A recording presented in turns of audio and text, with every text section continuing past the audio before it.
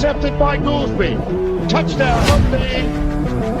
Goolsby has been all over. So it's been a lot of fun to do things a little bit differently. The Mike Goolsby Show with Mike Goolsby and Tim Hyde. Live. Welcome in. Welcome back, fellow Notre Dame fans. Mike, we're in new territory. First off, welcome into everybody. Thanks for being here, even under tough circumstances. Good crowd already. Thank you very much. Mike, this is new territory. This is a big deal.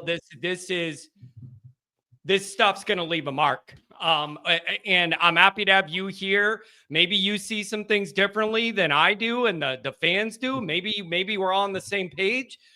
I just need to kind of tap into your mind and see where you're at on all of this. Welcome. Yeah, and we were supposed to do a show. Obviously, it's Monday night now. Maybe do a show last night. I know people wanted a show last night, and I couldn't do it. Yeah. I couldn't do it in terms of like, okay, what do I feel about it, bud? What do I think about it? And I wasn't sure of either. Yeah. So I was like, I'm so stunned, genuinely stunned. I went to bed Saturday night, like we're in at 9, they're going to bounce Bama, like sleep tight. And then I'm still reeling from it. I'm reeling from the decision. You can get into some of the effery that surrounds the decision. You know, if you're watching this back, pause it, run to the kitchen, make yourself a little tinfoil hat so you can join the party. But then like this morning, I was angry. And the most frustrating part, I think, about all of this, and if you're watching this as a troll, right, have at it. But if you're watching this as a Notre Dame fan, John, one of the most frustrating parts about this is like the college football world, like they'll never understand quite how you feel. And that makes it that much more frustrating. Like how can you not see this for what it is? Yeah. And if they choose not to, that adds a layer of frustration. And then it's like a double kick to the, you know what, because not only do you not get selected to make the playoff, it's like, okay, the news comes out, we're going to sit out the bowl game. And now you've got people trouncing on you in regards to that. And it's all the Disney puppets. Let's call them what they are. I like to try to start trends, whether it's the Booga McFarlands, whether it's the McElroys, whether it's you name it. Anybody that works for ABC, ESPN under that Disney umbrella, they're all puppets because it's only them today that are saying, oh, we're being whiny brats. We're going to take our ball and go home. It's like clockwork in terms of the media's message. And it seems truly like wildly apparent that they got their marching orders. They got their talking points and they're just parroting out like the puppets they are. So, and that being said, we're really going to get into like the weeds here, and Tim Hyde's going to join us to give us his kind of unique, statistical breakdown. And Tim's been doing great videos throughout the playoff selection process, kind of 2 days later, kind of digesting what took place. So he's going to add his 2 cents in, but it really does feel like, and again, I'm not complaining because we're going to own it, John. And I think you've done a great job of taking accountability. You can't lose the 2 games. So everything that I'm going to say, personal accountability is a big piece of my personal value system. Makes your life a lot better. You don't stay bitter because you take ownership of everything that happens to you, good and bad. Yep. But it does feel like it's kind of us against the world. And there's billions of dollars going around. There's some circle jerks going around. And I asked, on the Patreon chat feature has been a lifeline for a lot of people. It's like the last 36 hours. Yeah. But I was like, what should the off-season slogan for these young men and the coaching staff, everybody in that damn building, what should the slogan be? Can we air it on YouTube?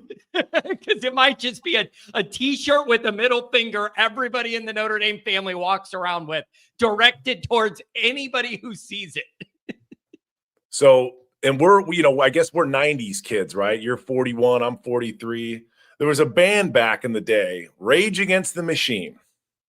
Yeah. And when you look at this as a Notre Dame fan, and it's us against ESPN, it's us against Disney, it's us against the committee, us against everybody with billions of dollars at hand, the leaders in that room, the coaching staff, everybody, rage against the machine. That's the slogan. Yeah. And I can't go play Killing in the Name of off of one of their albums, Evil Empire. If I could, I would, but rage against the machine. Rage. Yeah. In terms of preparation, your workouts, you look at that schedule next year, you're going 12-0 and you're taking 0 prisoners. Yeah. This Rage. things. Rage against the machine. Yeah, that needs to be the angle. Mike, on a personal level, did you watch the reveal? Did you figure we were in and you were doing stuff around the yard? Or did you watch it? I want to know what your initial reaction was. I thought you felt pretty confident Notre Dame might be in throughout this playoff process. And I told you, stay in that place and let me do the worrying around here. Let me be the one that's worrying about how we're going to get angled and screwed here. And I want to know what your reaction was as a former player. Did it hit you of the pain those guys must feel that they're not going to get this shot? Or was it a fan media angle? What did you feel when that news broke? So I was, and not cocky confident. I was just it makes too much sense. Yeah. Especially to watch Georgia beat the brakes off of Alabama and the fashion that they did it. Yep. I'm okay, this is a no-brainer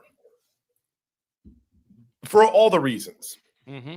And in that Patreon chat, I take a certain level of responsibility because people be like, hey, Cap, hey, Captain, walk me back off the ledge. And you try to steer the ship to a degree over there. And no, I wasn't watching it. I was in the barn. I was working in the barn. And then I saw the news, and then I was just I'm still not quite over it. Yeah. But I will say, I was driving this morning, and, on Patreon, we do some, I call them shorts. I might just be in the car, and I have a quick thought, and you put it on video because it hits a little bit harder than texting it, in our chat. Yeah. And it was go back to the Miami game. It was a night game. It was the game. And I went to the gym that morning and I got a good workout and I got some endorphins going and I got a gosh darn frog in my throat. Thinking about how special it is to play in games like that, and I was man, you get a little envious of the kids as you're a washed up athlete. Man, I wish I could go do that. I felt it that morning. And this morning I felt similarly. And that, what the hell are we doing this for? If everything's going to be sort of stacked against you, and sure, again, take accountability. You can't lose the 2 games. There's no doubt about it. And everybody's got to take accountability. And I want to get to the athletic director here, and we will. Yeah. But, yeah, it just really hits you man, this is all for nothing. This is all for nothing. It does. There was a moment last night when I was done working, doing the articles. It was a busy day content-wise. Obviously, you got to jump on that news while it's hot. That kept me busy, kind of kept my mind, but focusing on the content part of it and not the personal part of it. But, dude, there is that moment when you're what is all this for? If this is what it's going to be, and it's personal and it's the work, it's everything. There's no escape. And when it's good, it's the best thing in the world. And when it's bad, it's rough. There's an existential moment of what is all this for? All of this buildup to get to this point. And Mike, it's really jarring. I'm going to bring you through a 2-hour window yesterday morning.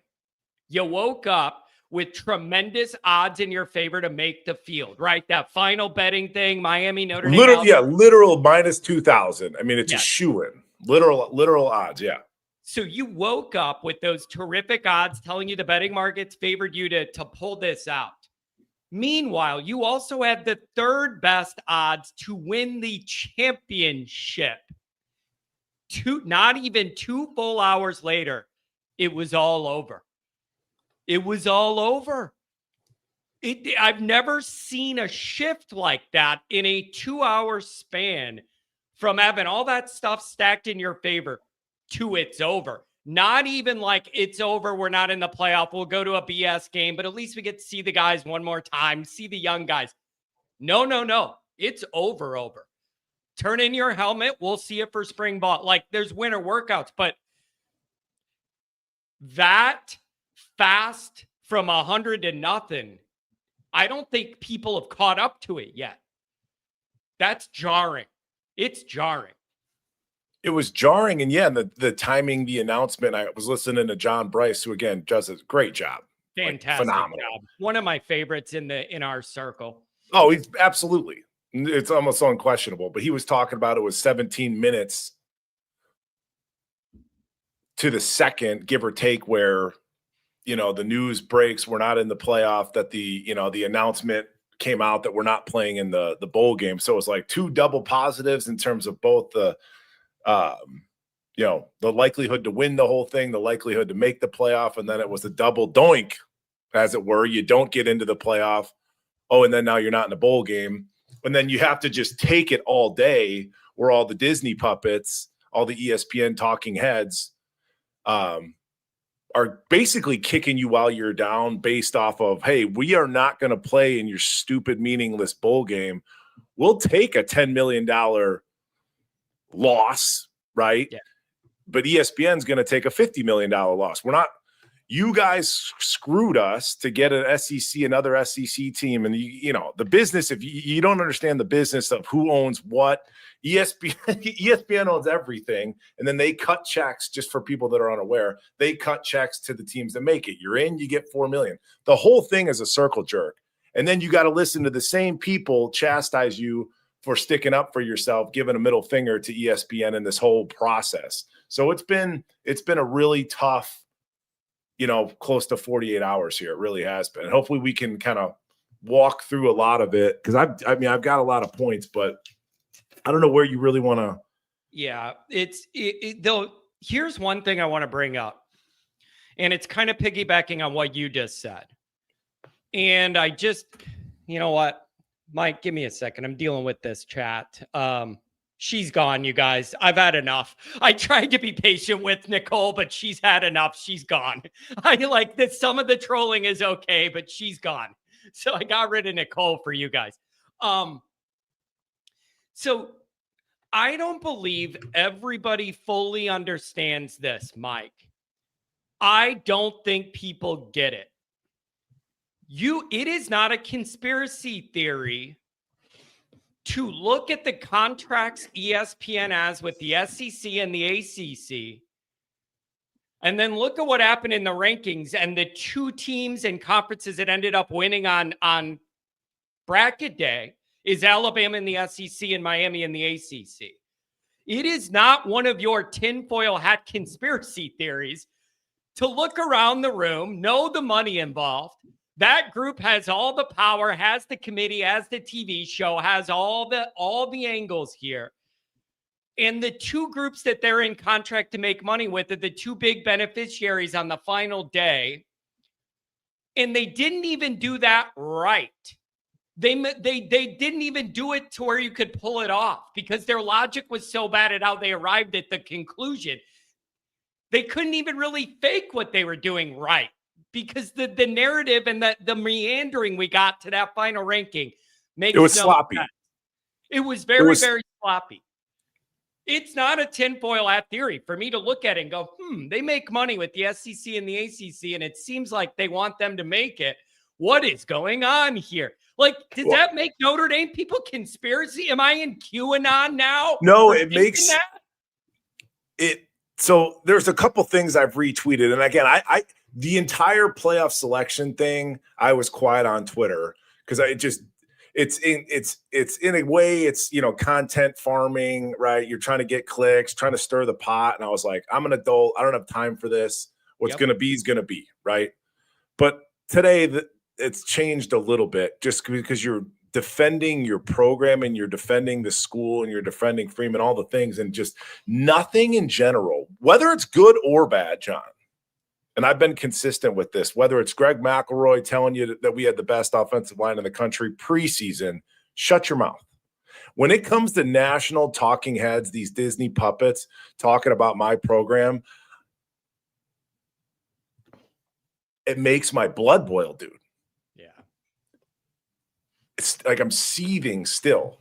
Yeah. But I'll just read a tweet. Now, this is from a BYU Twitter account. So just to detail what John's talking about. And it isn't a conspiracy theory.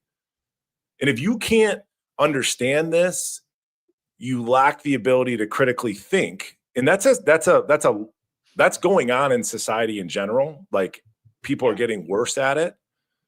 But so here it goes. ESPN owns all the broadcasting rights to the CFP, to the playoffs. So nothing's going to be on CBS. Nothing's going to be on Fox. They've got it all.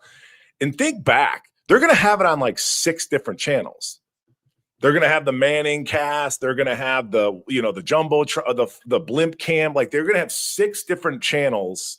Mm-hmm. The Ocho is going to be broadcasting something related to these games. So they own it all. All CFP money is paid by ESPN. So what I mentioned earlier, like, okay, Miami, you make it, here's a $4 million check. So the circle jerk kind of begins. ESPN owns all the SEC broadcasting rights. They own all the ACC broadcasting rights. ESPN isn't the primary owner of the Big 12 or the Big 10. ESPN doesn't own Notre Dame broadcast rights, obviously. Is anyone surprised ESPN managed to invest $20 million into its main product and found a way to shun a potentially more deserving Big 12 and or Notre Dame to invest? Again, the circle jerk continues. So if you don't understand that, and you're just going to choose to sort of pigeonhole us into a bunch of crybabies, as these Disney puppets have kind of started to do, it's sad all the way around.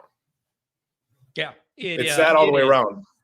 It is. And it's frustrating, man, because you did lose those first 2 games, because it's just like, well, if you win your games, you don't have this problem. We all understand that.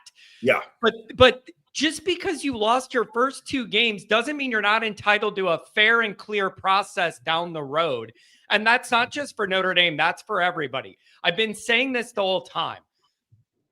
I don't necessarily totally think having Miami ahead of Notre Dame is the worst injustice in the world. No. We would be arguing for head-to-head too if this was flipped. Be honest, Totally. Notre Dame fans. I would be on here turning purple like Brian Kelly, yelling about why play the games if head-to-head. That's not the problem. The process that led to it is the issue. That's the problem. The philosophical inconsistency in the games being played by the committee is the issue. That's the Miami angle. The Alabama one, there's really no way around. Everybody else who loses one of those title games drops at least a spot. BYU did. Alabama doesn't. They stay right there when they played terribly. It's the process. The procedure was very poorly managed. The committee did a bad job. Hunter did a horrible job explaining to the public why they did what they did. He could have chose 5 different good arguments for Alabama and Miami. He didn't choose either. Really bad argumentation. The process people have a problem with. And now Notre Dame's AD feels like they were a pawn in that and they got jerked around. And we got to see what comes out of that. That's the next part of this. I know you like the X's and O's, show me the bodies, let's watch the film and all that. And you're like, John, you deal with the administrative BS. It's boring to me a lot of times.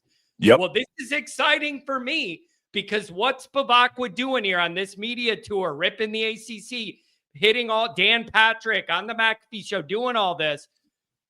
This is going to get real interesting.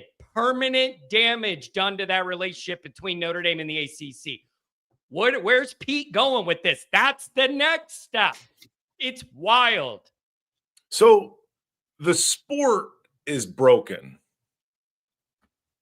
And that's not even, nobody's faulting James Madison. Nobody's faulting Tulane for being in the dance, right? Those were the rules. They didn't do anything wrong, but it's broken. And if we're trying to find the 12 best, that's a huge problem. But the sport is broken. And like, there's so much change, John, even since I met you and we started doing this, dude. It's just like, whether it's portal, whether it's NIL, like there's so much change so quickly to the point, man. We don't even get to talk about the X's and O's and the players and the things. We're talking about, we're all Bush League attorneys, dude. Yeah. We've all become Bush League attorneys because that's all we talk about is the soap opera that is the sport versus the actual play on the field. It's crazy to me.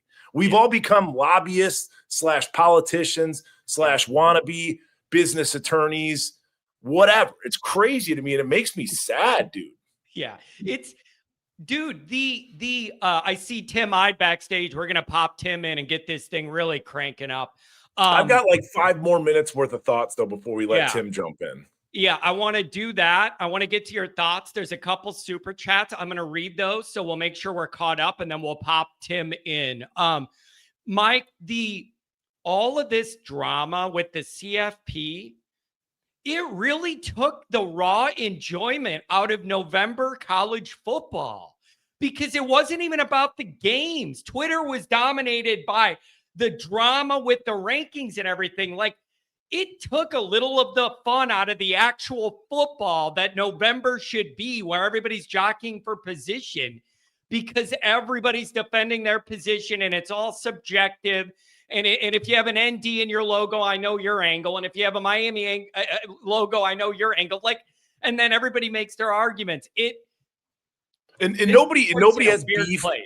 Nobody has beef with Miami. That's not the issue. It's the Bama thing, the fashion at which they lost. It's the first three-loss team to make it. And there's a ton of historical data. It's all over Twitter. Like, this is the first time ever that a team lost and didn't drop.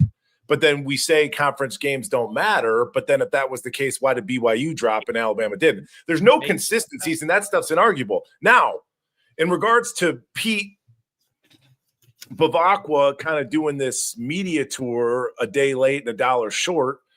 And, back to the Patreon chat, there are characters in this there's the huge college football world and the Notre Dame world's a little bit smaller. And then there's different tribes in terms of who you subscribe to and where you get your content. I've always said support small businesses, right? Because some of these networks that are out there, I mean, they're cousin to ESPN versus some of us are just in our basement trying to eke this thing out. West Palm Pat is like one of these key figures in the group, and everybody kind of has their little role, and it's all come together like very symbiotically. It's a beautiful thing. So West Palm Pat calls into your show, and he's taken our old AD to task, and he's taken Pete Bavacqua to task, calling him a candy ass, and I don't disagree. And the reason I say this, and specifically to Pete, blood was in the water. You could have been reading these ACC, SEC, Disney tea leaves weeks ago. Because we've all watched, whether it was the Stanford game, whether it was probably even going back to like Boston College, the second half of every single one of our broadcasts, all the commentators talked about was Notre Dame, Miami. Yeah. For weeks now. They hijacked the second half. We got them blown out, and we're just gonna babble about Notre Dame, Miami. They're setting the stage. And then ACC actively campaigning against us. That was also in the water. So I do think that Pete did a poor job of like reading the tea leaves, reading the room, getting a sense of what might be coming and to get in front of it, to campaign in front of it, not once it's taken place. So back to the accountability thing. We're accountable to the 2 losses. And by the way, do we still owe Chris Ash an apology, gang? Yeah. So, we take accountability for the losses, but the way that this thing went down, it's poor. And I think Pete's new to the role, but I think he should have got in front of this, to West Palm Pat's point, weeks ago. Okay, so let me play devil's advocate on the flip side of that. I don't know if I could deal with that tonight, but go ahead. Let me try. What if the response to that is Notre Dame was comfortably in the playoff field from the first bracket on and won every game by like 30 or 30 points pretty much? So why feel the need to go full on press looking like you're begging for help when you maybe don't need it? And it seems like they thought Notre Dame from an administrative level thought they were safe. And if you maintain playing good football, you were in. That seems to be the operating philosophy Pete had. And dude, I thought the same thing until I listened to West Palm Pat call in. I thought the same thing. there's no reason to be alarmed. Like, we've been ranked ahead of Miami. They're saying all the right things, but I guess in a way we trusted them. And I think that Notre Dame took the high road. And look where it got you. Yeah, we didn't slap the ACC's hand by making a comment or getting out in front of a microphone or going on a show, right? We sort of took it. We turned the other cheek. We trusted the process, and it bit you in the ass. It did. And here's the way I've been looking at this. Notre Dame has a lot of power, right? It's a big brand. They swing it around in a room. It's big Notre Dame. You got the brand, you got the power, the ratings, the national fan base, all the stuff, right? There's a lot of power in that Notre Dame brand. But even the power of the Notre Dame brand, as great as it is, cannot outweigh TV networks, Disney, ESPN, and full conferences that are all pulling the other way. Even Notre Dame's big brand can't outweigh all those forces pulling against you. But did they have an obligation to try? Like, you're not going to outpower that group. But Mike, one day it was like the email went out to everybody who works at ESPN or an affiliate. Clearly. And the next day, they all have the same bullet points, word for word, against Notre Dame and for Miami on that end and everything else. It felt like it flipped. You had people in the beginning going, yeah, Notre Dame's playing good ball. I get this. I don't have a problem with it. At some point, an email got sent, and then they all had the bullet points, and it was all against Notre Dame. So maybe this was a rough welcome to the job, Peep of Aqua. This is your first big thing that's blowing up on you, and now you got to navigate it. But it's uncomfortable. And what makes me feel weary is this tour Pete's on. I understand the obligation to defend our brand and do it. But to most of the country, it comes off like you're crying over spilled milk. Oh, fancy Notre Dame doesn't want to join a conference. And then they cry when they don't get their way. Like, the PR thing is tough. We like him defending us. Everybody else looks at it as, oh, look at these whiny babies at Notre Dame. It's a tough look. PR. No, and that's outside. I tried to allude to that earlier in the show tonight, and that's like, it's just adds another layer of frustration because nobody else outside of us is going to see it through the lens that we're looking at it. You're not going to get any empathy. You're not going to get any understanding. And then they're doubling down once you decide to, skip a bowl game.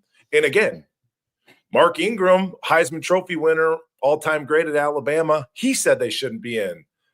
Damian Harris, another all-timer, NFL guy, former Bama product, he said they shouldn't be in. Do those guys work for ESPN? Of course not. Yeah. Right? And God bless Brady Quinn, man, former teammate of mine. A guy in his position with his platform does not need to stick his neck out as far as he does over and over and over again and take the lashes he does on Twitter. Yeah. And it's I think Brady's, approach to this is like sort of emboldened me to speak up a little bit more. I texted you that last night. Yeah. So it's just the whole thing's frustrating. And if you can't see it for what it is, I can't help you. Yeah. Do you have a problem with Notre Dame opting out of the bowl? And then as a player, do you understand where they're coming from? Like, they talked to the leadership guys and they were like, we're not even going to have our real team. And now we're going to play. Do you have a problem with this or not? As a former captain? It's my understanding that the captains and Coach Freeman made the decision. I think the team was informed, afterwards. That's my understanding. I faced something similar-ish, when Tyrone Willingham got let go at the end of my fifth year, my captain year. We were slated to play Oregon State in a bowl game. All they did was throw the ball, and we couldn't stop the pass. Like, we were terrible, like literally like the worst in the country versus the pass. We took a team vote. And it was my idea. True story. Like, okay, freshmen, you get yellow sticky pads or Post-it notes. Sophomores, you get orange. Juniors, you get purple. I don't remember the colors with the classes. But it was my idea to do that so you could delineate or how to weight the votes. If a bunch of freshmen vote no, we're not going to the bowl game without a head coach, and I was, me personally, I was the only fifth year that voted not to go because I knew we'd lose. Don't think less of me. But I wanted to get ready for the NFL. I wanted that week back, or that month rather, back to train for the combine, etc. So in this instance, it felt like when that news broke that we weren't going to the damn Pop-Tarts Bowl, and Tim Hyde's got to own some of this because he's been joking about the Pop-Tarts Bowl for 3 years here, and here it happened. I say that, I'm kidding. It felt a little bit emotional at the time. Like, okay, take a day and sleep on it, but I totally get it. And again, you have to understand the circumstances in terms of that process and how we got here, that we sort of got bamboozled. So I absolutely get it. But I wish maybe they would have taken 24 hours, not 20 minutes. I don't think you have that time. They want to figure that all out real quick. The second they weren't in the bracket, the phone started ringing to Bavacqua from the other bowls wanting Notre Dame, like 1 minute after the bracket. And I just think they weren't in the mind space to even process this. Mike, I don't mean this to be rude, but having your mind on the playoff and then a couple hours later, thinking you could be in a game where the winning team eats a live Pop-Tart as the reward is like humiliating in a way. Like, you had that lofty playoff run in mind. You could have ended up where if you win, you get to eat a live Pop-Tart. And that's hard to handle, bro. Yeah. Or like the Duke's Mayo Bowl, and Coach Freeman's going to get mayo dumped on him like it's Nickelodeon circa 1994 or something. It's ridiculous. So, but I will say, I mean, if you want to look at it, we've talked about it. I've talked about it for years now in terms of the levels to this shit. In terms of like, okay, you've got to ascend to becoming a perennial top 10 team. Everybody in the country looks at you as top 10, top 15. And then you take the next step to be like, okay, we're top 6. We're always in the mix. We're thought of like an Oregon, basically. So this team seems like they've mentally taken that step where it's like, if we're not playing for it all, we ain't playing. So you got to maybe look at that as a positive. Yeah. I get that. There are some trolls in the chat saying you lost 2 of your 3 biggest games, like whatever. We did. We understand that. That is not a part of the argument. The argument is the process and the lack of consistent philosophy from the committee that we have a problem with. We understand the games we lost. That's Notre Dame's fault. That doesn't mean the committee's entitled to jerk everybody around and make no sense for 6 weeks. Those are different things. Anything else? Yeah, before we get Tim, and I mean, I even asked ChatGPT earlier because I'm like, this goes back to like what we talked about with the quarterback competition, with any game. Yeah. What are the rules? Yeah. No, you did this one. You just make them up week by week, team by team. Whatever you want to say is fine, and there's no accountability. That's it. So unless there's like firm rules. So I asked ChatGPT, and I literally said, this is my question. I screenshot it. I put it in the Patreon chat. Were there stringent rules for the playoff committee? A concrete criteria on who makes it? Short answer, no, but there were guidelines, blah, blah, blah. And it says, so here it says the real intent. Ask ChatGPT yourself. Ask them the same thing. The real intent, there's 4 bullet points. The CFP wanted discretion so they could account for injuries or losing a head coach like Ole Miss, avoid teams with weak schedules even if they're undefeated. And the third bullet point was interesting. It said justify placing SEC teams in over, in quotes, more deserving teams. Like ChatGPT said that. It's like that the committee's trying to justify placing SEC teams in over more deserving teams. Ignore last bullet point, ignore conference titles if they thought a team was stronger. The flexibility was 100% by design so they could do whatever produced the top 4 teams in their eyes. So, yeah, I don't know. I think I've covered all my bullet points. Take full accountability. I think Pete dropped the ball to a degree. I think he should have gotten in front of this. Would it have changed the narrative? I don't know, but I do think, Nathan, to answer your question, and it's something I try to do, even if it's unpopular, and a lot of times it is, it's good to get people talking, to get people thinking. Yeah. Challenge the status quo. And those ESPN puppets, the Disney puppets, they are the status quo. So I think that Pete, as soon as the ACC started mixing it up on social media, he should have said something. And I'm telling you, when I listen to Joe Tessitore and Jesse Palmer, for an entire second half talk about Miami, Notre Dame, like, okay, something's in the water. Let's try to flush it down the drain. Let's try to get in front of it. Let's try to nip it in the bud. Yeah. Yeah. It's a really frustrating dynamic, and you feel like you're playing from a weak hand to begin with because you lost 2 of your 3 biggest games. So it's very tricky, the juxtaposition of this. We have to own that, and that's what allowed us to be in this position. And we totally do. We take full accountability. We do, but that is separate than asking the committee to just have philosophical consistency in their deliberations. That's not too much to ask. I know we lost 2 games, but still play it straight. John, you do certain things in this space that I don't think anybody else can do. And certainly, I'm just telling you. So you put out a video, got 10,000 views, and there was 800 comments, which is like anybody that's a content YouTube person, that's like remarkable. So go back and find one of John's most recent videos because you did a great job. Like you hit on all the points, and you're basically saying we can be upset at multiple things. But, you know, again, if you lack critical thinking skills, you try to pigeonhole us like we're just upset about this one thing. And it's like, no, there's multiple things that are going on here. It's not just one thing. Like, come on. Yeah, that's exactly where I'm at. I am frustrated with multiple different entities, including Notre Dame themselves it's super frustrating. All right, I want to do some of these super chats. Then we'll pop Tim in. This will be a little halftime here for the show. Perfect. Thank you guys for being here. Really good crowd. We're just at just under 1,000 live. So thank you everybody for the interest. Ed, $5 holler. Can ND pay Love, Price, and Fields stay one more year and go on a revenge tour? No, and I don't think so.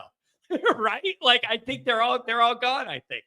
I think Love and Price have eligibility. I'm not certain on Fields. Is it gonna, I mean, can you? Yes. Is it gonna happen? No. I mean, I wouldn't rule out Price. I wouldn't rule it out. Yeah. Just because Mel Kiper's got him as his number 2 or 3 back doesn't mean that the NFL looks at it that way. So he can get his I forget the term, but you can go to the NFL and basically they'll tell you where you're slotted to be drafted. Yeah. So I mean, they've got a budget. If Jeremiah was paid $2 million to play last year, I mean, if it's like, well, Price is like, can I get 3? Yeah. And I was going to be a 3rd round pick, regardless of what Mel Kiper says. Yeah. I wouldn't rule out Price. Have the discussion. $5 holler from Bobo. That's a morning guy. Thanks for being here. Committee clearly thought Indy was better than Miami and Bama until it became clear that they may have to leave out the SEC runner-up or the ACC.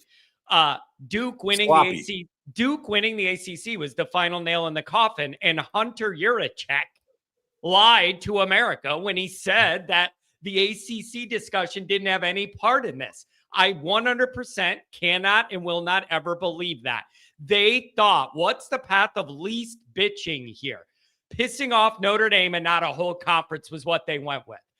Duke put the nail in our coffin. They were not leaving out the ACC. That's my opinion. In the ACC, I've said it going back to the Hartman era. The ACC is hot garbage. Yeah. Well, a 5-loss team won it. So there you go. I mean, come on, dude.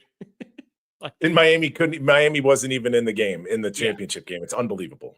The irony is they ended up getting rewarded for not playing well enough to be in that game, got in anyways, and kicked us out in the process. It's absolutely amazing the turn of events there. And like to your point, if this was like a murder investigation, the killer was very sloppy. Like this is so easy to solve. Yeah. There's DNA all over this room. This is awful. Ed Page, this one hurts. It's been this way my whole 57 years with ND. I can't trust happiness. There's a lot of that going on. Rudy just entered the transfer portal. I don't know how much eligibility the guy's got left. $20 hour from Crying Belly. That's Patreon regular here. Morning show guy. How does Freeman sell this whole trust the process, do the right thing, and good things will come messaging when you just got the shaft despite doing everything you thought you needed to do? How do you trust the process? My Thursday video on YouTube is going to address this. Maybe it's time for Notre Dame to make a full heel turn and lean into this anger and not try and be America's team. Lean into being the team America hates and go piss everyone off and win it all. That's the only good that can come from this, Mike. There is nothing else good that can come from it. Go full heel turn and lean into it. We're glad you don't like us. Since this sport is starting to resemble the WWE, I like the heel angle. But I'll go back to it, Crying Belly. When we're talking about winter workouts, Rage Against the Machine, you know, Cam Williams put the ice cream scoop down. Like, shit just got real. Like, there is no fun. Yep. In terms of, like, within the building, the level of accountability, it's almost got to be, like, insane. And, like, every day you're angry. Because this is 2 days in a row. Yes. You know, I'm angry. Yeah. And, you know, Marcus loves to talk about embrace the pain, all of this stuff. Yep. And the messages shift year to year. And that's what I think what makes a good head coach is to find different buttons to push. So I have no doubt. But again, it's just, to me, if I'm going to make T-shirts and if I get a vote, Rage Against the Machine, baby. I like it. Because it's us against the world. And teams say that. Teams have been saying that since sports began. Team sports began. It's us against the world. It truly is. Yeah. It's an easy message to get across to your young men. Yeah. Oh, Rodney was mad this morning on the line too. Goolsby and Foolsby. That's me. I'll be a fool in my basement all winter with no football going on. Kevin, $5 holler. A week 1 win against ND by 3 is more important than a conference championship. Man, this is all a matter of what you weight and what you value. $5 holler Dallas. He literally said, now we're going to give you everything you've been asking for. It's a reality TV show plot. Yeah, it feels like they set this up that way for the dramatics. $5 holler Matthew. ND got screwed out of the playoff, and Jeremiah Love's getting screwed out of the Heisman. Couple points. Jeremiah Love is going to New York. He is a finalist. So I just saw that on Twitter before we went live here. And yeah, to Matthew's point, dude, I'm still pissed about the Stanford game. Yeah. I mean, I'm still upset about that.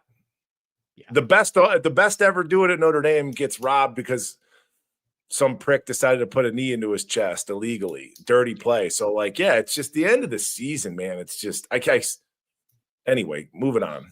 It's tough. Couple more chats, and then Tim Hyde's coming in hot. $20 holler, Michael. Some of the most significant events in Notre Dame football over the last 40 years involved the Miami 58, Notre Dame 7 defeating 85, the 31-30 game, and now this. To this I say, and from the ashes, the Phoenix will rise. Like, hey, we're not going anywhere. You're all still here. We're still here. Notre Dame's going to play. So you just got to overcome it. $5 holler, Miguel. I'm surprised, assuming Swarbrick didn't push Pete to do more, knowing Swarbrick was part of the committee. I don't know how involved Jack is at all anymore with anything that goes on. But a lot of people are giving him a hard time for, I think, being the one that put that schedule in place, the really tough 2-game start. $10 holler from Jonesy. Being ranked 10 in the penultimate ranking was super suspicious. Now we know it was all scripted before last weekend's games. The time to start heavy lobbying was when we got bumped down to 10 for no reason. There were alarm bells going off when you looked around the room from every direction. $10 holler. 41 correct. Committee does what ESPN says to do and what Sankey tells them to do as a part of the $3 billion deal. That is the answer. It's not a conspiracy. Follow the money. Age-old thing. Follow the money. $10 holler from the Canes. I agree that ND fans have a gripe with the committee, but it's hard to have sympathy when I've been hearing have fun at the Pop-Tart Bowl for a month from Notre Dame fans. That's fair. Not Canes, me. Not me. For being here. Not me. But yeah. I don't do a lot of trolling, so not me. But if you heard that from ND fans, that's fair. Fair is fair. Yeah, there was a lot of it. $5 holler to Taps X. ND needs to message how this is for the good of the sport. Look ahead 5 years, think critically, and show the system needs an overhaul for everyone. I do wonder what changes, if any, come out of this. People have a problem with 2 non-Power 4 teams getting in. That's an issue too. $5 holler, Michael. Miami beat us on the field and Bama beat us in the boardroom. That's a good way to look at it. However, you got to get it done. $20 holler, Richard Bond. John, you have a great show. Your show with Alex Dono was great. I'm a Miami and a Notre Dame fan, and you got royally screwed. Richard, thank you very much. Skylar Dorka, $20 holler. No comment. Rough day. Go have a pop on me. Hey, thanks a lot, Dorka. Appreciate that. Mirno, $20 holler. ND should call USC and start the process to form a new football league and ditch the NCAA altogether. They can go independent. You could get a USC could go independent. Michigan could go independent. Miami's not happy with the ACC. They could be independent again. We'll build ourselves an independent conference. How about that for irony? $5 holler from Ed. Next year, ND should go scorched earth, run up the score by 70 points. I feel bad for Wisconsin, Mike, because Notre Dame's going to have a lot of pent-up anger to let out on Wisconsin in that first game. So Luke Fickell, good luck. Last one here. Domer fan, $20 holler. J Love screwed out of the Heisman, and ND records crappy Stanford team. Also, the Irish screwed out of the playoffs by a crappy committee. A lot of frustration in the Notre Dame community. Mike, anything else from you before we let Tim go off on whatever it is that's on his mind? No, I don't. Just to put a pin in it, put a bow on it, take full accountability of the losses. Mm-hmm. Take full accountability. Pete should have got ahead of this. I'm okay with the decision on sitting out the bowl game. I totally get it. It felt a little bit rushed at the time, but to your point, maybe they put the screws to you. We need an answer. I think the sport is broken, and it's just been really tough to listen to these Disney puppets just to keep our name out of your mouth. It just drives me nuts, man. It drives me nuts. Yeah. Just as always, be careful who you listen to. Let's see what Tim's got to say. It's tough. $5 holler.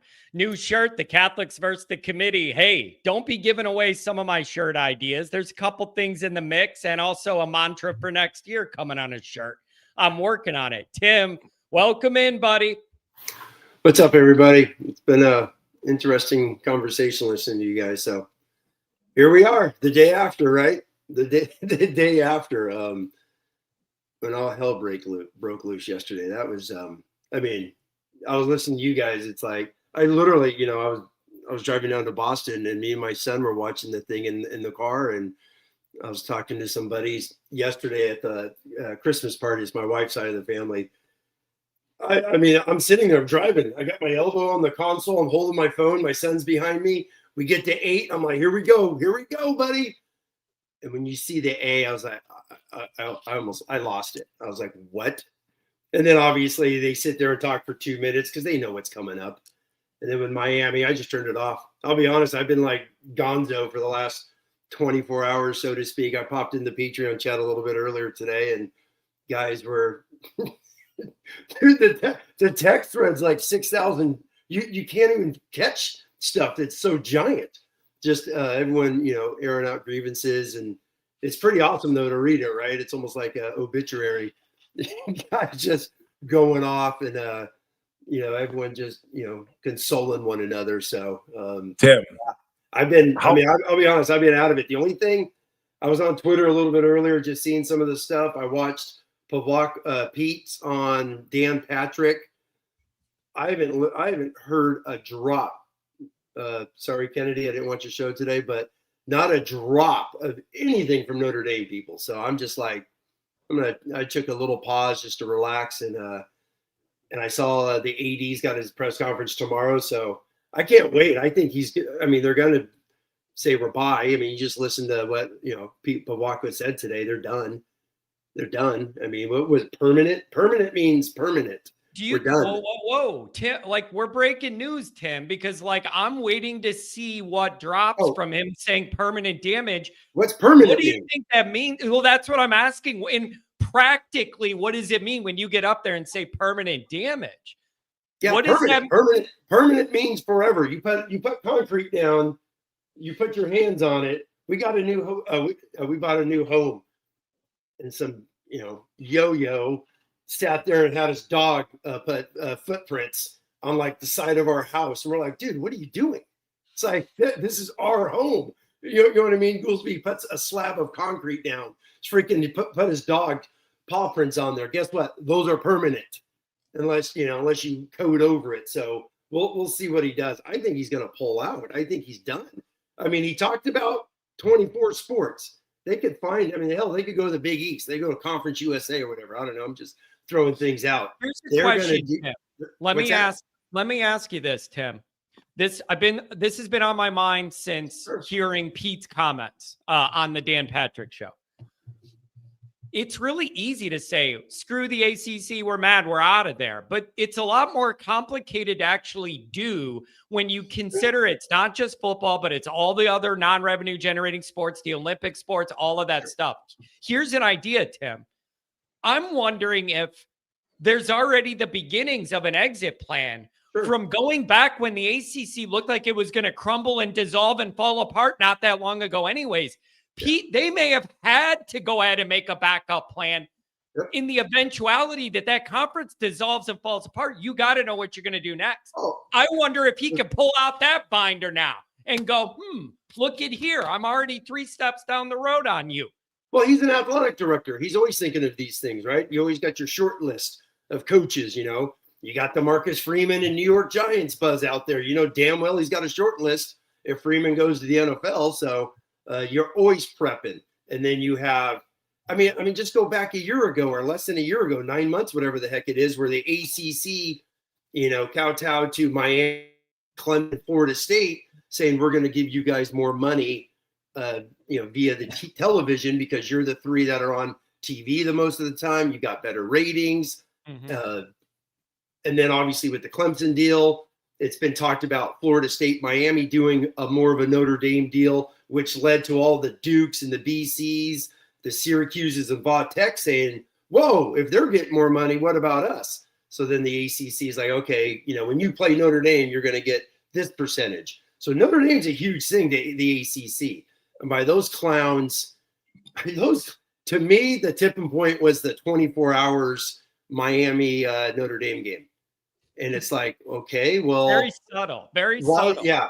Why where was the Florida State Alabama game? Well, you can't do that because the ACC network's owned by ESPN. And the ESPN is not going to say a damn thing bad about Alabama, which is funny. Like 2 of the biggest ass kickings of playoff teams, Bama, the first game and the last game got just smashed. And here they are. But no, so I think going to your point, John, he's been working on this thing because it's been out there. Hell, UNC, Clemson, they all asked to get out. What was it, a year ago? Florida State, where the Big Ten says, yeah, we're not taking any more. And the Big Ten came out and said that because the rumor was Florida State's trying to go to the Big Ten. Big Ten's like, we don't need you. So, I mean, what are you bringing to us? You're a little part of Tallahassee, which is, the panhandle of Florida. It's like, okay, what are you going to bring to us? So, I bet you Swarbrick, and then obviously Bavacqua's been in for a year now. Yeah, they've been prepping this thing. There's got to be some legal language to some of the stuff. And then you see the commissioner comes out with a statement today about Notre Dame. So, hell yeah, this has been in the works. For him to call something for tomorrow after this media buzz, yeah. And John, the language he used. John, didn't you have a female attorney that reached out to you, or she's a part of your the Patreon? Or remember, could you go back? It was just 2 weeks ago where she's like, I've got all kinds of notes in terms of violation. Could you just glaze over that real quick? Yeah. Gloss over that rather. She is a Notre Dame grad lawyer working in DC, like really, really smart Notre Dame lawyer lady. Friend of the show, met her in person. Loyal follower. She called from Hawaii a couple weeks ago and showed us the beautiful ocean. She's drinking her wine and she's going, John, I'm a lawyer. I know how this language works in these contracts. If Notre Dame wanted to, they could probably go at the ACC for breach of contract against a fiduciary partner for you publicly ripping someone you're in business to make money with. She said, I know, I have seen these type of deals and contracts. And if Notre Dame wanted to make a problem out of this, they probably had grounds to do so. I mean, you just said the buzzword there, fiduciary. That's money. And what did Pete say today? We're the biggest business partner in the ACC conference. So he's talking money right there. So you're taking money out of our pockets. You're taking slander, whatever the heck you want to say. Sure, it's battling over strength of schedule and all that BS and all that, but the way they did it, you're right. You're the lawyer that called in that day.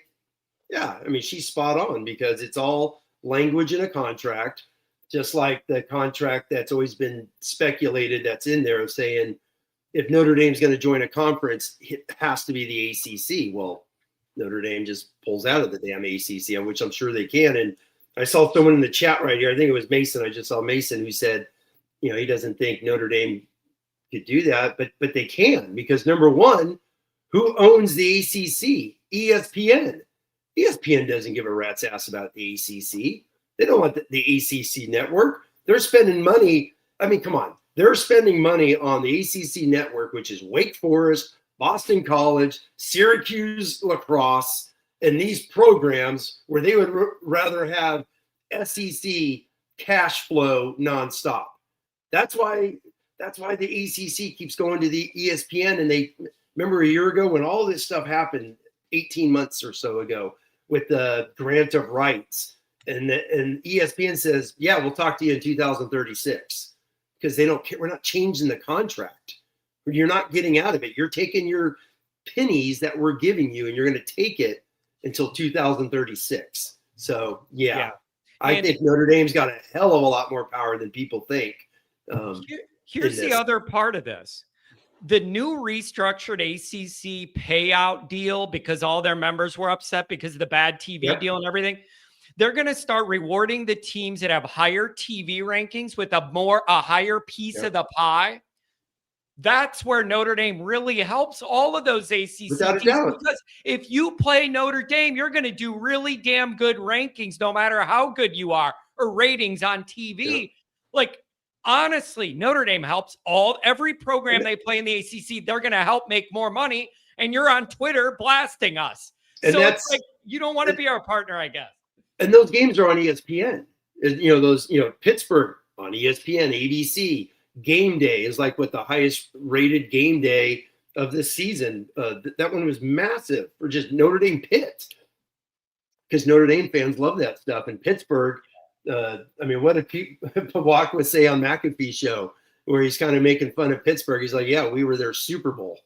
He's like, yeah, what's his name? The Nard dog, Narduzzi, doesn't like Notre Dame, says, oh, we could give a rat's ass yet. It was their Super Bowl. That stadium was packed that day. So it wasn't the next week for Miami. It was crickets in that game. And the same thing with Miami, the ABC primetime game. That's an ESPN entity. And you got Miami standing room only down there in game one. You could watch any other Orange Bowl game or Dolphin Stadium, whatever the hell it's called.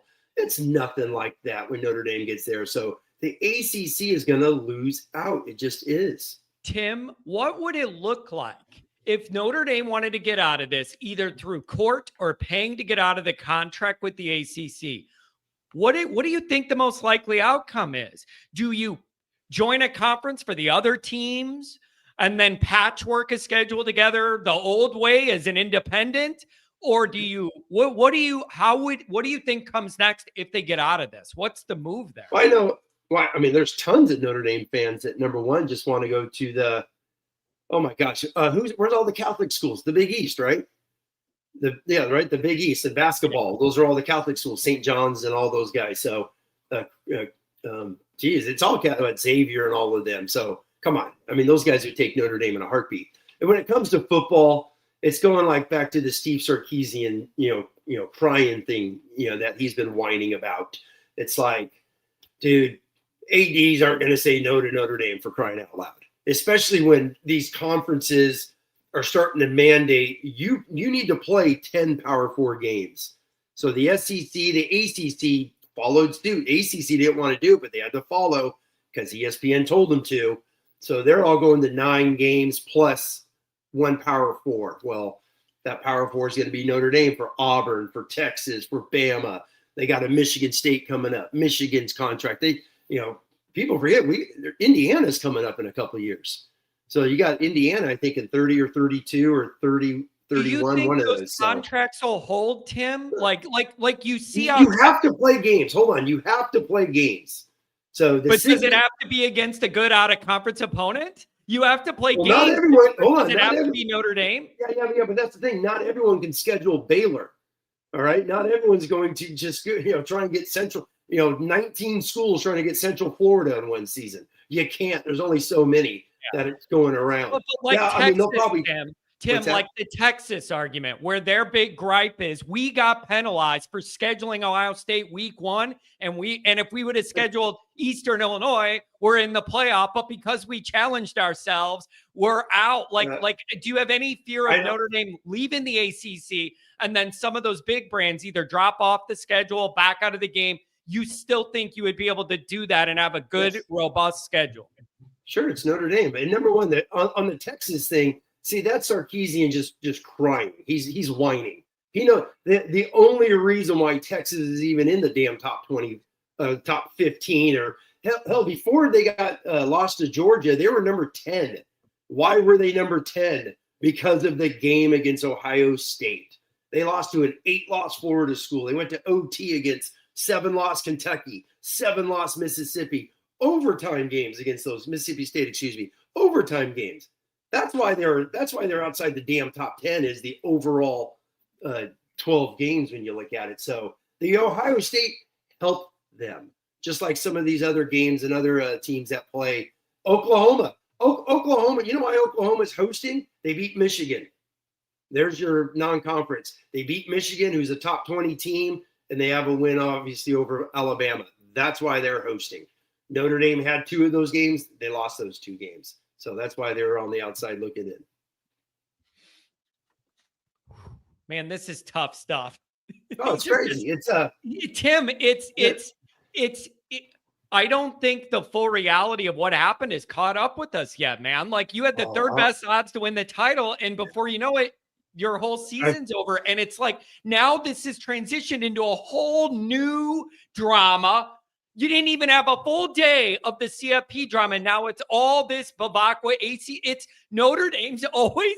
It's so Notre Dame-y, Tim. They're just in and John, go ahead. And that's off the back of the recruiting news too. Like, hell yeah, number 2 class in the country, blah blah blah. It's like, nope. 3 days later, it's just That's funny you say that, Goolsby. It's like I have like all these blue and golds behind me. I have the whole stack over here in this corner right there is all the recruiting ones over the years.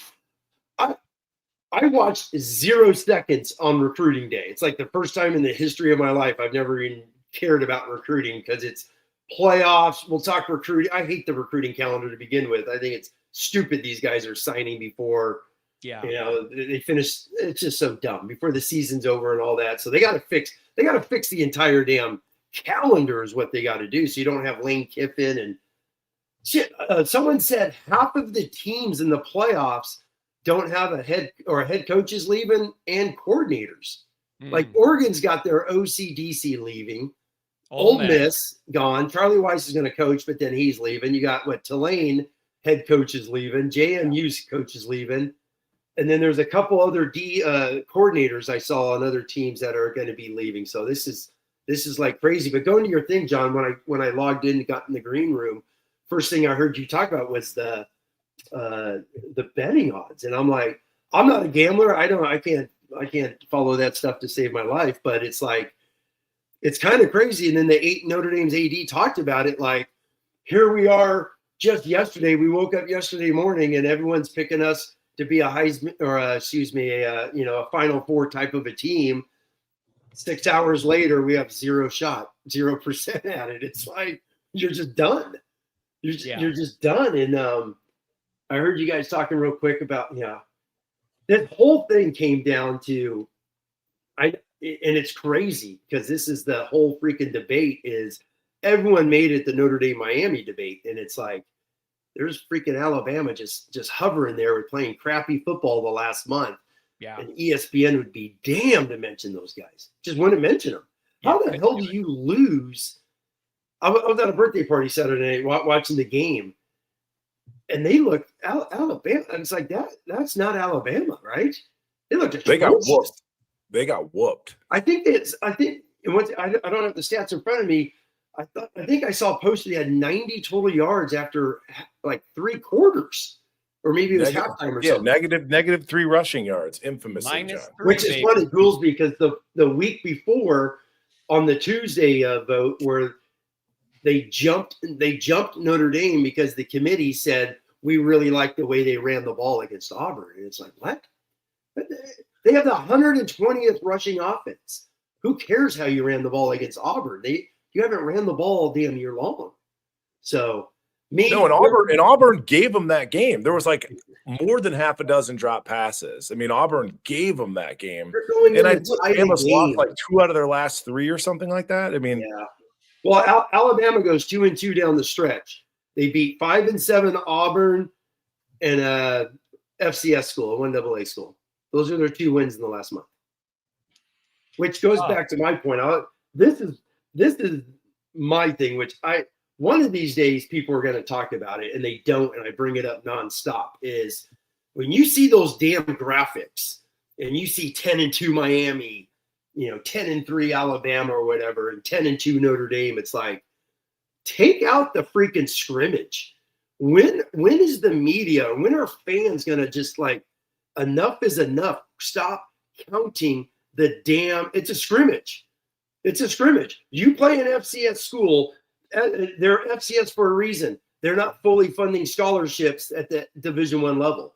They have 60 scholarships. So what are they, 25, 30 scholarships behind the team they're playing? How the hell is that a game? It's not. And these teams, the media constantly counts them. So if you take away everybody's scrimmage, the only teams that didn't scrimmage anybody was Ohio State and Notre Dame. That's it. Everybody in this playoff bracket all played one. Obviously, they win. So then you got Oklahoma's 9-2 instead of 10-2, right? You start looking at true Division I wins. Notre Dame's a top 5 team, but no one's ever going to look at it that way. And that's what sucks when you see these graphics and all these metrics and all the crap that's in there. It's like, take out the scrimmage, and it needs to be called the scrimmage, especially as you know, John and Goolsby, when you're the SEC and you're playing the damn thing the week before Thanksgiving. Why do you play it the week before Thanksgiving? Because you know it's a bye. Yeah. You know it's a bye week to Yep. prep there's for down the road. that can't be overstated enough because, again, Tim, you've been around all different types of athletes as a JUCO coach, training kids. There's a huge disparity between a top 100 power 4-ish type kid in high school. Like you could 1 or 2 sessions and be like, okay, he's D1 AA, right? Or he's FCS, right? It's night and day in terms of like the skill level, the speed, et cetera. So yeah. Oh, no, and that's what kills me is like, and no one ever talks about that. It's a scholarship thing. So Alabama's playing whoever they played this year, and they have 30 less scholarships. You're already Alabama to begin with, which you have the highest blue chip ratio in the nation, and you're playing a team that's got 30 less players, probably 0 blue chips. But, let's put that up on Last the I graph. checked, at that level, they get 54 scholarships at that level. But to your point, they can split them. Here's half academic and here's half football. To your point, the point stands. So I don't know where we go from here. I think in terms of, Patreon next steps, I still think I need a day or two to kind of recalibrate myself. Tim, is there anything else, talking points that you want to air out? Tim, before we get out of here, Tim, real quickly, Mike and I hit on this. I want to know, do you approve or disapprove of sitting out of the bowl game? And what are your thoughts? Or I want your opinion on that. Do you, as a coach, are you going, you're missing valuable practices and seeing the young guys? Or are you saying Notre Dame's got a bigger point to prove here? Good for them. Where do you fall? Man, at first, I know in our little group chat, at first I was, number one, I'm a Notre Dame fan. So I was like pissed because we're selfish as fans. We, meaning me, and I'm sure others, we want to see that it sucks, right? You don't get to see him again. So me selfishly, I was bummed at first because I'm like, man, I just want to see the gold helmets. I want to, like I texted you guys, there's been, young players that have played in bowl games before. That's, like Jackasaw in the Sun Bowl. I mentioned McGlinchey when he started in the Music City Bowl in 2014 as a redshirt freshman. That was cool. You're like, oh, there's McGlinchey out there. This year, Emil Wagner opts out. Well, are we going to see, Matty Augustine and Will Black splitting reps? Just throwing that out there. Something like that. That's pretty cool, right? Same thing with some of the DNs. Maybe Botello's banged up, and we get to see Chris Burridge, Burris play. Guys like that. So, but then you sit back, and you're just like, man, you were ranked in the top 10 5 weeks in a row. 5 weeks in a row, you were ranked in the top 10. They only do 6 polls, by the way. So number nine 3 weeks in a row. BYU was number 11 3 weeks in a row. So here it is, just on Tuesday night. What is it? 8 o'clock, 7 o'clock, whenever it was. So let's say it's 6:45 on Tuesday night. Notre Dame had been number 9 3 weeks in a row. 30 minutes later, you get jumped for beating a team by 30 points. And then 5 days later, you get jumped again after a bye. So you lost 2 spots after a win and a bye. How the hell do you play? So when you see some of the reports where, some of this, and it sucks because you think, okay, as Mike talks about this, as a captain, you're like, well, you got to do this, you got to do this, you want to do those things. What were some of the young players? But then Leonard Moore's a sophomore. Why does Leonard Moore want to play in this damn thing? What the hell is he going to get? And if I'm Marcus Freeman, why do I need to see? I don't need to see CJ Carr get 25 more passes. Who gives a damn? Let's just move on. So, and then I'm a huge believer now in era. You'll see tweets and you'll see some of these idiots on Georgia, Florida State. Well, Georgia played when they lost to Alabama, and they were 12-0 and lost. And they beat Florida State that year, right? And you keep seeing, well, Florida State played. Yeah, that was a New Year's Six bowl, a BCS bowl. We don't have those anymore. So back in the day, like Mike went to the Fiesta Bowl as a freshman, you got a reward for being in the top 12. And that's what Notre Dame was that year in 2000. In the top 12, you go to a New Year's Six, BCS, whatever the hell we want to call them. Notre Dame's in the top 12, and they don't have that opportunity. And plus, I saw a quote where it was the AD talking about some of the older guys are saying it's not going to be the same team. And that's when it's like, yeah, you're right. The team that got you to that bowl is no longer in existence. It's done. You left Stanford, the 2025 football team is done. So Love, Price. If I'm Eli Raridon, no way in hell I'm playing. I already got multiple injuries. I'm getting ready for the NFL. Fields, man, he's an NFL guy. Botello, Junior Tuli Alamaka. Botello's got 19 surgeries. Go get healthy and get ready for the freaking combine, right? All these guys. Stroman just put the best film of his life the last couple of games on film. It's like, Devontae Smith looked like a man-child against Stanford, really the last couple of games, right, in coverage. So some of these guys probably weren't going to play. As a fan, I know I'm rambling, but it's like as a fan, and I'm hopefully speaking for others, it sucks because we want to see the next guys. We want to see Dallas Golden and all that, but it's not the same team, so why play it, right? It's a scrimmage. And let's just say it real quick because Goolsby talked about this. Bowls are invitations. It's not a contract. It's not a game. You know what I mean? It's an invitation. You do not have to accept it. And my last point is Temple, Rutgers, Florida State, 12 other schools have declined bowls. Yet all you hear about is Notre Dame. Temple. I'm sure Temple could use some spring practice in December. Temple said no. So I'm not going to, I'm happy they moved on after sitting back thinking about it. Like, that team is done. You know what I mean, John and Goolsby? That team is done. Who you are in the bowl game is not who you are for this season. And there's no reward. So that's just my long-winded thoughts. And yeah, again, Disney puppets, whether it was Acho or Chase Daniel, like, well, bowl games used to mean something. It's like they did, but you're being intellectually dishonest. Like, it is. It's a new day and age. It's different. Whereas back in the day, Tim, go to Fiesta Bowl and get my cool headphones. I was over the moon. Yep. But it's different now. Like, again, you're leaving all the context out of it. It's disgusting in terms of some of the commentary, the whole take your ball and go home thing. Without a To doubt. your point about the team being different, I heard John Bryce mention this earlier today. Gotcha. that like not just the NFL guys were planning to sit out, but it was some of the younger guys. And that's where nobody's ever seen any of these NIL deals, but maybe I've got a clause in my NIL contract, my contract with Notre Dame, where it's like, unless we're playing in a championship, the playoff, like I have that out to sit out. So there's guys that like a Leonard Moore. I'm not off the NFL, he can't go, but maybe there's a clause in his contract where he doesn't have to play in this game. That's Christian Gray, who's been dinged up half the year. You know, all these guys, and it's just like, hey man, we went on a national title run last year. We rested dudes in the spring. We fought. We won 10 games in a row, 2 years in a row to get in the playoffs. Their top 10, number 9 in the coaches and AP poll. Every single analytic in America has them a top 10 team. The committee dropped them 2 spots between Tuesday at 7 p.m. and Sunday at 12:30.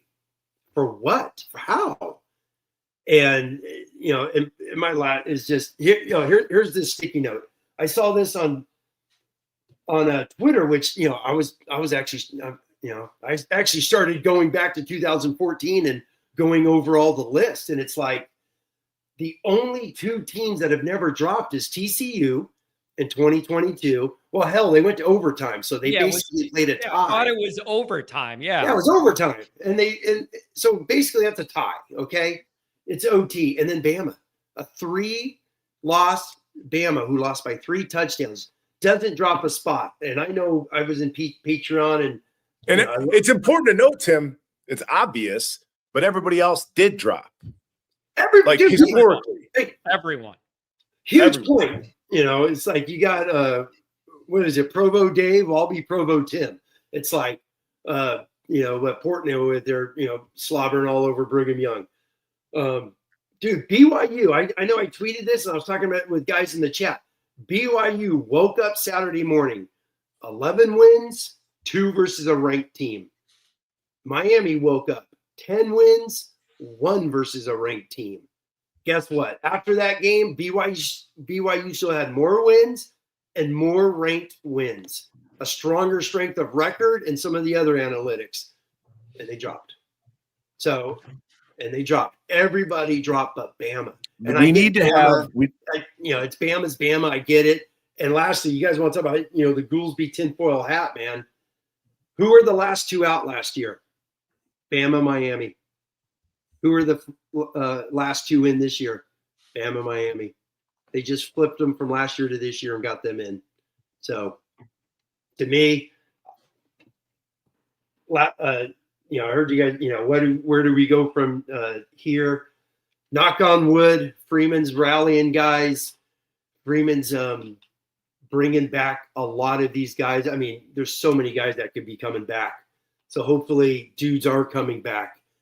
And they make we can't use the Penn State example because they sucked this year. But you know what I mean? The Ohio State, Michigan type of thing. We got some guys. Obviously, they're going to lose the dude who's up for the Heisman Trophy. Totally understandable. But there's a whole hodgepodge of other guys around on this football team. And hell, we didn't even talk about CJ Carr. Mendoza's up for the Heisman. CJ Carr has the same freaking numbers as Mendoza. So that's good for him down the road. So there's a lot of positives coming back. And I feel even though they're not going to get the playoff run, the playoff bounce with CJ Carr and a lot of these guys coming back next year, they're going to be a preseason top 2 or 3 team. Watch. They're going to have a lot of buzz in the spring and in the summer. They're going to be a preseason upper echelon top 3 AP to start the year in August. I truly believe that. That's how good this team could be next year. Only other thought in terms of missing the bowl or skipping out on the bowl, turning down the invite, as Tim said, like I think you can get a lot more done with a month extra, Tim, in the weight room versus a month of quote unquote practices. Yes. Because I've been a part of those bowl game practices, and unless you're playing for it all, nobody really wants to be there. Like I appreciate the cool headphones and the swag bag. But as a player, so like there's a level of disengagement that goes through that bowl prep, and you could talk about getting younger kids developed. I think you get more development in the freaking weight room than you would on the practice field over the course of this next month in terms of everybody stays healthy. Some people get healthier, bigger, faster, stronger. You're going to put a lot more. It's a different kind of hay, but you're going to put more hay in the barn in that regard. No, I love it. Someone emailed me, my Patreon email that I have, and people email me all the time, and I love hearing it. And someone asked me, like, Tim, what would you do? Oh, I was like, oh, exactly what just Goolsby said. It's easy.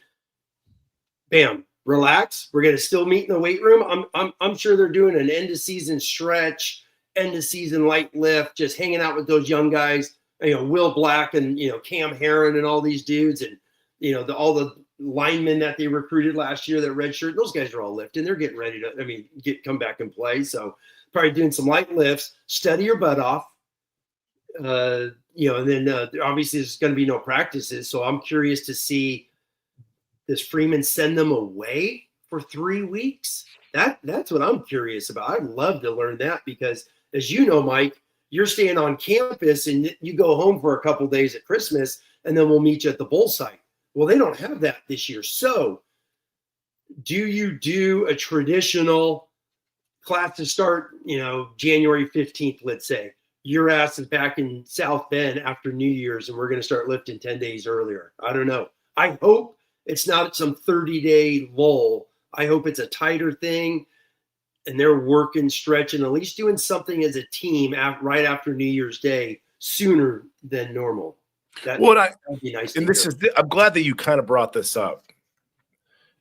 Couple thoughts here. It's my understanding there was a team meeting today, so I'm sure like the next steps for those guys, that'll come out in the wash, right? What's the plan? Sure. But I do think you have to keep people engaged, John, after like devastating news like this, especially with young people. Like, stuff can go off the rails pretty quickly. And that jogs something else in my brain. And shout out to another one of our Patreon partners, Coach Jared Clark, head coach of the #1 team in the state of Florida, which is a pretty big freaking deal. So he's going to play for his second state championship in as many years. I think it's 2 out of 3 years. Dominated that last game the other night, man. We were watching it on YouTube. Dominated. It was fantastic. Yeah, and that was the team that knocked them out of the playoffs last year. I think they won 40-0. So, and that was a hoot too on Patreon. All of us rooting for our boy, Coach Clark. But Tim, we were talking about bad officiating with Jared. And he's like, I can't overreact to bad officiating or bad calls during the game because my team will fold. Like, if they think that we're getting screwed by the officials, it's easier for them to lay down. Does that make sense in terms of like their mentality is going to switch? Be like, well, we don't stand a chance. We're getting screwed. So there's an element of that with Coach Freeman and these kids where it's like you do have to keep them on board and engaged, striving forward to rage against the machine next year. You can't let them feel bad for themselves as much as we got screwed this year. You can't let that kind of stuff creep into your brain. I know Marcus Freeman's going to handle that really well. Well, they did not. It's kind of like what the AD said. It's like, we did nothing wrong. We won 10 games in a row with the schedule put in front of us. USC was a great win. Obviously, Pitt was a ranked win at the time, and smashed them. You handled everybody, beat everybody by double digits. Their worst game was Boston College, and they still won by 15. And they're absolute control of that game. It's just a sloppy game coming off a bye. Everyone has those. The SEC, they get theirs against a scrimmage. They get theirs against a 1AA. Notre Dame gets theirs against a fully scholarship team that has the same amount of players as Notre Dame. So that's the difference, is they won those things. So the players did nothing wrong. They can't wake up today or tomorrow and go lift weights and go see Coach Landau and his crew and get some lifts. And damn well those guys are all hungry and lifting. They just are. They're all football dudes, man. They can't wait to get rocking. So they did nothing wrong. They're a top 10 football team. Lastly, and I don't know if you guys talk about this, it's like they're a top 10 football team, and what screwed them was the ACC and their tiebreaker. How in the hell do you not have a tiebreaker that says, okay, you didn't play each other, go to the 2 highest ranked teams? How'd that happen? Miami beats UVA, Notre Dame's in the playoffs. ACC incompetence, leadership incompetence. That's why that top to bottom. That commissioner should be fired. Heather Dinich was on ESPN. I saw a blurb her little interview this morning. I was watching just like an hour before I came on, and she was talking about, oh yeah, the ACC ADs have already had a conference call talking about what the hell are we doing? Well, think about it, Tim. Think about it.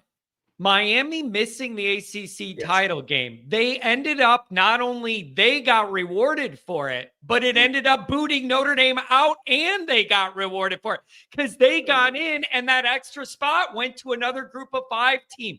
This worked out beautifully for Miami. Didn't even have to worry about the title game. Got in anyways. And that spot they should add that made a spot for us wasn't it all lined up against Notre Dame in a perfect storm. Well, that's, I was watching John Gruden's special or little college football thing he did like Thursday or Friday. And Gruden's a football.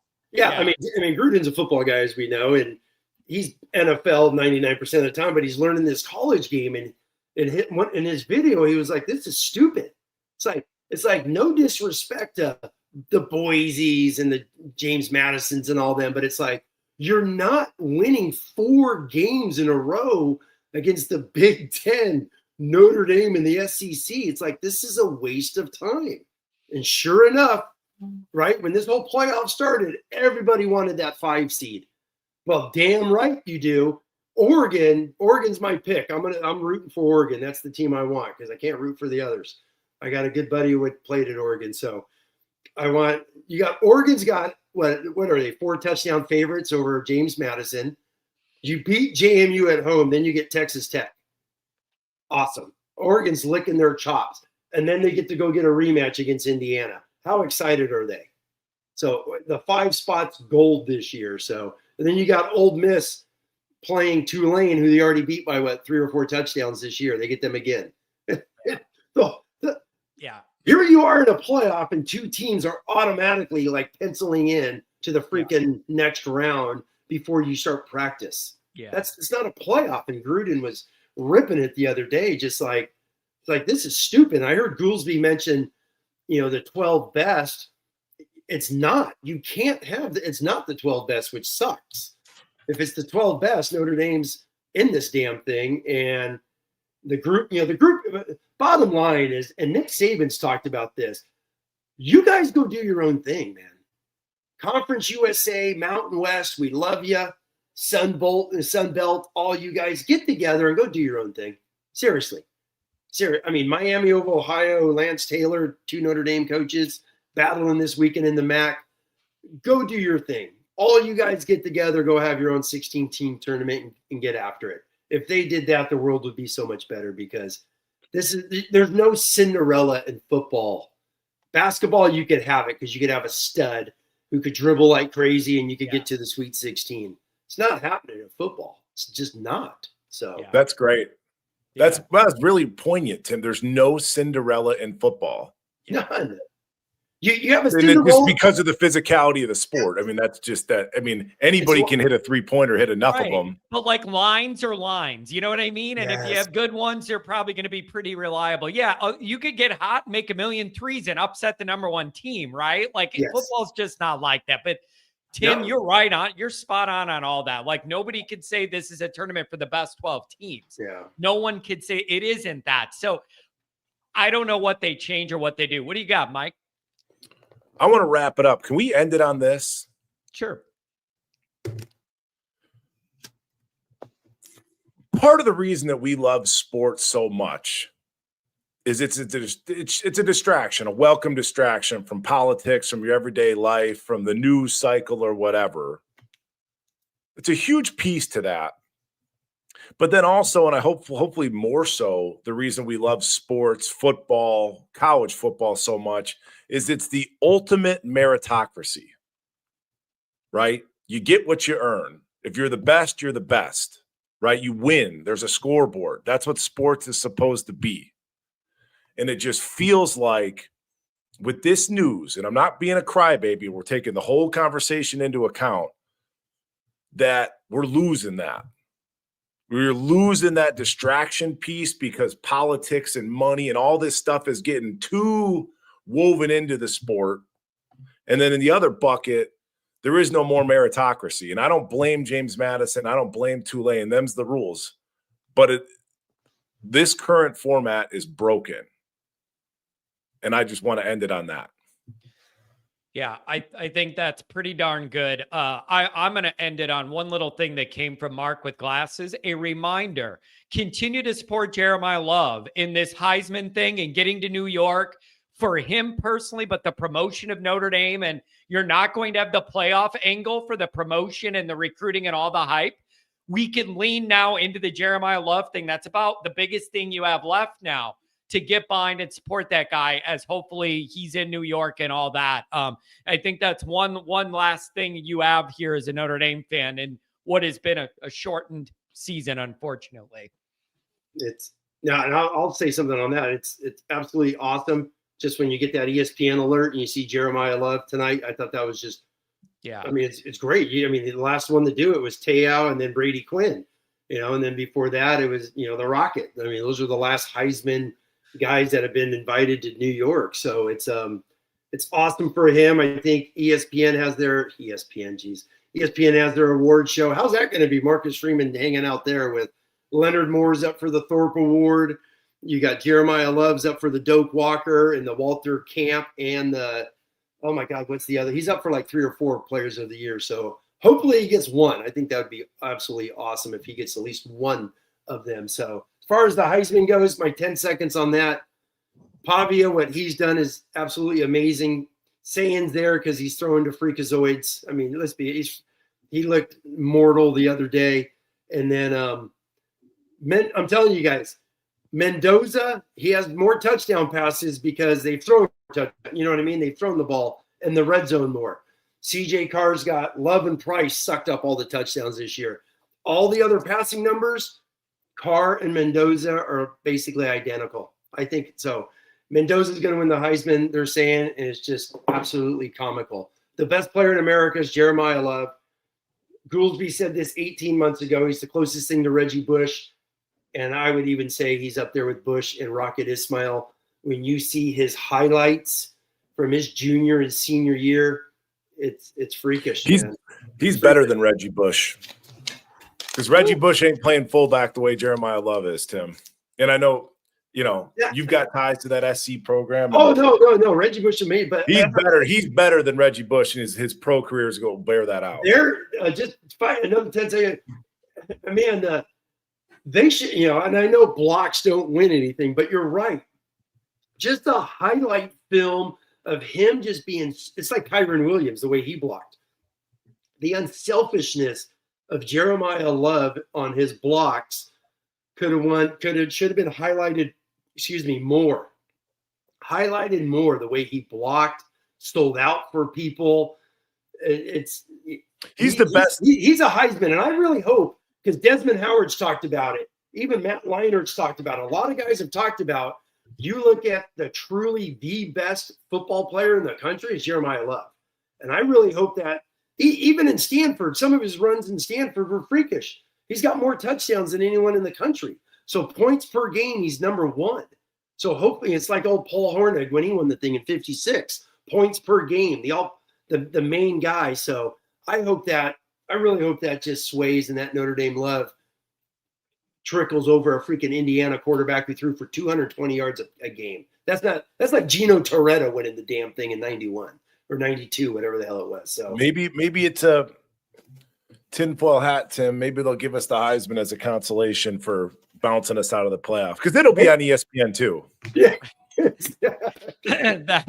that'll be too. Hey, you guys, thank you very much. A lot of viewership here. A lot of the regular crew, some new people. As we wrap this up, like, you all know the deal. Just because the season ends doesn't mean the content stops. It just means we shift what the content is. And so we're not going anywhere. I'm going to be here. We're going to be on Patreon coming up with things for you guys. So the show doesn't end here. It kind of changes where the focus is. And the last thing I want to say to wrap this up on a personal level, a lot of people reached out to me in the last 12 hours or so, last day, and just said, John, thanks, because I know how much this means to you and how much it hurts when things go bad. Thanks for sticking it out, doing shows when it's hard, putting out content that hurts, but needs to go out. It means the world to me that you guys even think of that, to think of like my side of it and how I feel and think through this means a lot. We have some really thoughtful, great, dedicated, loyal people in this community, and it means the world to me. And we're never slowing down now. We're just going to keep going and growing, baby. So we're all going to get through this together. It's the one thing we got is the Notre Dame family, and it's us against everybody, and we're going to ride this thing out together. So thank you guys for being here. Thanks for all the support, and we'll see you on Patreon.